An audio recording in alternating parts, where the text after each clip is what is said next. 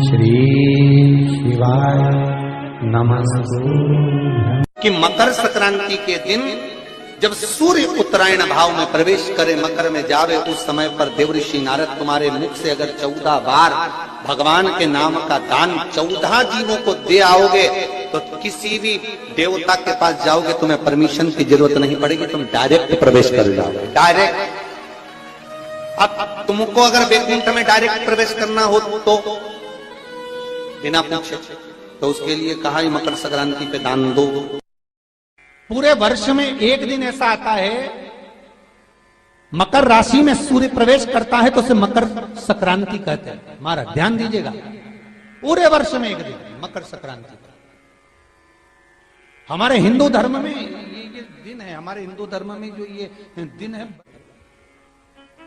अच्छा, कई लोग कहते हैं कि सूर्य के उत्तरायण का क्रम है, ये क्रम है, ये पूजन का क्रम है, तिल्ली के लड्डू का क्रम है, लड्डू बना लो तिल्ली का, इसका क्रम है। पर अगर स्कंद पुराण उठाओ तो स्कंद पुराण में अगर मकर संक्रांति के क्रम को यदि पढ़ोगे तो मालूम पड़ेगा कि पूरे वर्ष में एक दिन ऐसा था जिस दिन भगवान शिव और नारायण ये दोनों, इसलिए आज भी हिंदू धर्म में गुड़ के लड्डू तिल्ली के साथ मिलाते हैं। क्यों? उसका कारण कि शंकर और नारायण ये दोनों एक ही दिन, एक ही पल गंगा का स्नान करने के लिए जाते, एक ही भगवान शिव।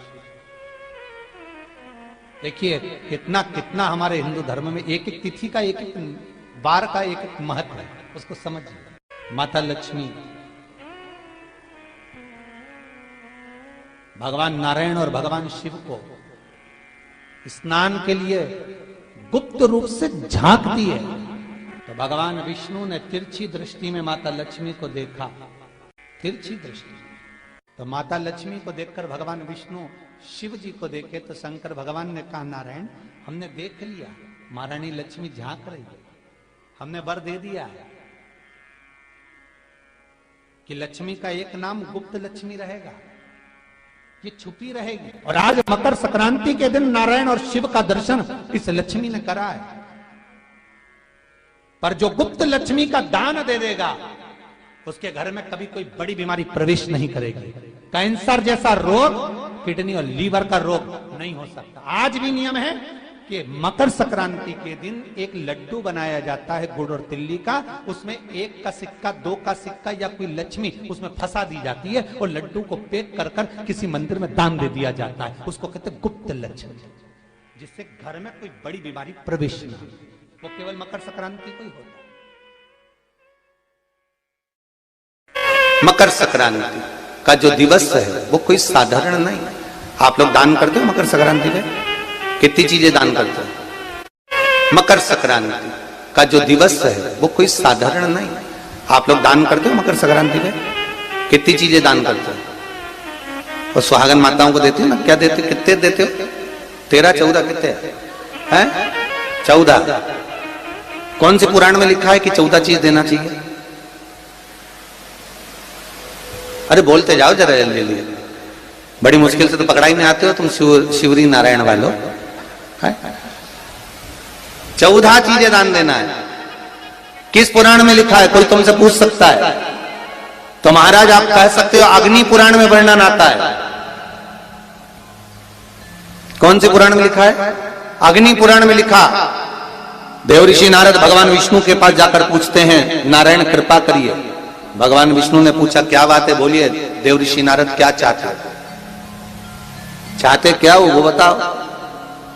महाराज हमें इतना सा बता दो, शिव जी के यहां जाते हैं तो पहले उनके द्वारपाल से पूछना पड़ता है अंदर जाने के लिए। ब्रह्मा जी के यहां जाते हैं तो ब्रह्मा जी के द्वारपाल से पूछना पड़ता है। इंद्र के यहां जाते हैं तो इंद्र के द्वारपाल से पूछना पड़ता है।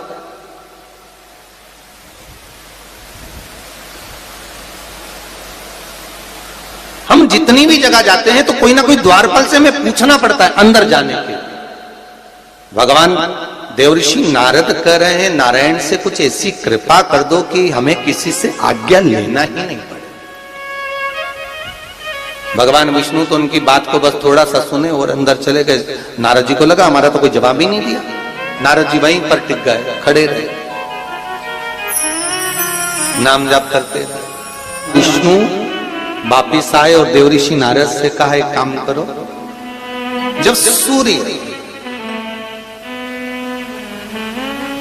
मकर में प्रवेश करते हुए उत्तरायण की ओर जावे, उस घड़ी उस पल में देवऋषि नारद तुम 14 बार भगवान के नाम का, शिव नाम का दान दे दीजिए। भगवान नारायण के नाम का, राम नाम का, कृष्ण नाम का दान दे दीजिए। अब देखो यहां पर यह नहीं लिखा कि प्लास्टिक का डब्बा दो, समझ लेना जी हो अच्छे से, कि लोगों ने दान को कितना भ्रष्ट कर दिया वो बताया जा रहा है। अग्नि पुराण में यह नहीं लिखा कि तुम प्लास्टिक की चाय की चन्नी दो 14, बाल्टी दो 14, या प्लास्टिक का डब्बा दो 14 है? यहां पर यह नहीं लिखा है कुछ भी हो। यहां क्या लिखा अग्नि पुराण में कि मकर संक्रांति के दिन जब सूर्य उत्तरायण भाव में प्रवेश करे, मकर में जावे, उस समय पर देवऋषि नारद तुम्हारे मुख से अगर 14 बार भगवान के नाम का दान 14 जीवों को दे आओगे तो किसी भी देवता के पास जाओगे, तुम्हें परमिशन की जरूरत नहीं पड़ेगी, तुम डायरेक्ट प्रवेश कर जाओगे, डायरेक्ट। अब तुमको अगर वैकुंठ में डायरेक्ट प्रवेश करना हो तो बिना पूछे, तो उसके लिए कहा ही मकर संक्रांति पे दान दो। तो किस चीज का दान देना है महाराज? प्लास्टिक का डब्बा नहीं, बाल्टी नहीं, चन्नी नहीं, फिर किस चीज का दान? तो कहा अगर देवर्षि नारद आप दान दे रहे हो तो 14 नाम का दान दीजिए, 14 जीवों को नाम का दान दे दो, भगवान के नाम का भजन करो। और अगर संसार के लोग दान दे तो किस चीज का? तो के अन्न से बड़ा कोई दान, अन्न से बड़ा कोई दान नहीं।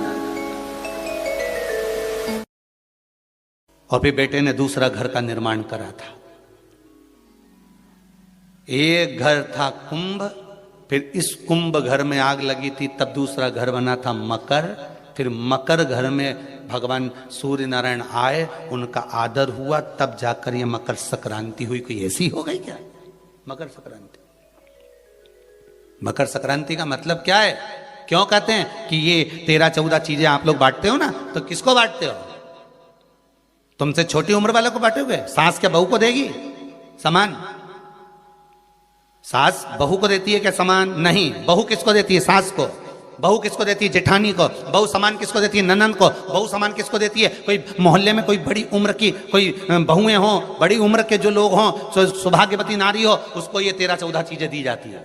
जो भी आप बांटते हो, टीकी का पत्ता हो, सिंदूर की डिब्बी हो, मेहंदी हो, कोण हो, जो भी आप बांट रहे हो, लाली भी बांट देते कई तो उनका क्या है? तो ये जो चीज आप लोग बांटते हो, ये किसको देते हो आप लोग? किसको प्रदान करते हो? छोटे को नहीं, घर से बड़े को, जो आपके अवस्था से बड़े हैं, जो आपसे बड़े हैं, आप उनको दे दें।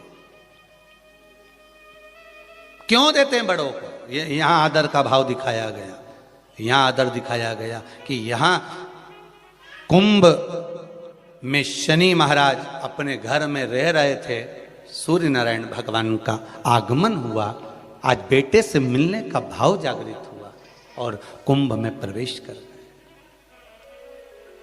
जैसे ही घर में प्रवेश करे, अब घर में प्रवेश करे तो आदर का भाव होना चाहिए था महाराज,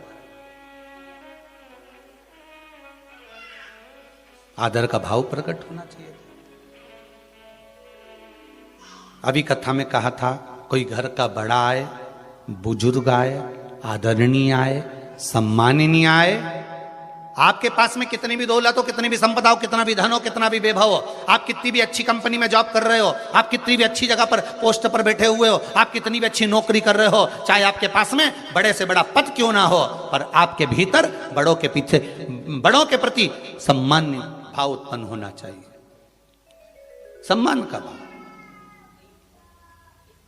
एक आदर का भाव, आज सम्मान का भाव प्रकट करिए, आदर का भाव प्रकट। 2 दिवस तक संपूर्ण भारत की भूमि पर, संपूर्ण विश्व में मकर संक्रांति महोत्सव मनाया जाएगा। अपने अपने घरों में रहकर लोग इस पावन उत्सव को खिचड़ी, लड्डू, तिल का, गुड़ और कुछ दान, और उसमें भी सबसे मूल दान है भगवान की भक्ति का दान, अर्थात भगवान के भजन का दान, स्मरण का दान। आप दान करो, मना नहीं है, परंतु ये प्लास्टिक की चाय की चलनी और आटा छानने की चलनी और प्लास्टिक के बर्तन और ये सब चीजें दान करना करो, आपका मन हो तो, हमारे की तरफ से कोई मना नहीं हो, पर सबसे बड़ा दान है भगवान के भक्ति का, भजन का दान, भगवान का भजन का दान। राम नाम, कृष्ण नाम, शिव नाम। प्रयास करिए मकर राशि के अंतर्गत जब सूर्य प्रवेश करे और आप जब मकर का स्नान करें और मकर संक्रांति पर्व का जब आप स्नान करें तो भगवान की अविरल भक्ति आपके भीतर समाहित हो, भगवान की अविरल भक्ति आपको प्राप्त हो। और इस पवित्र भक्ति के बल पर, इस पवित्र भक्ति के बल पर हम भगवान की सुंदर आनंदमय स्वरूप को धारण कर सके।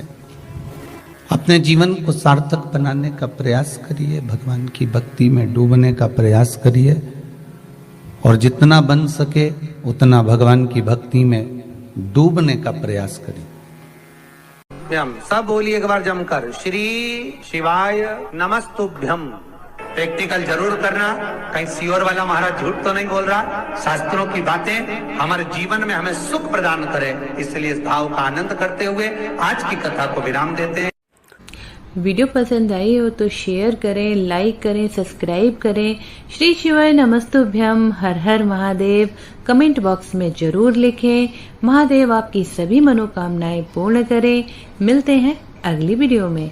श्री राधे, हर हर महादेव।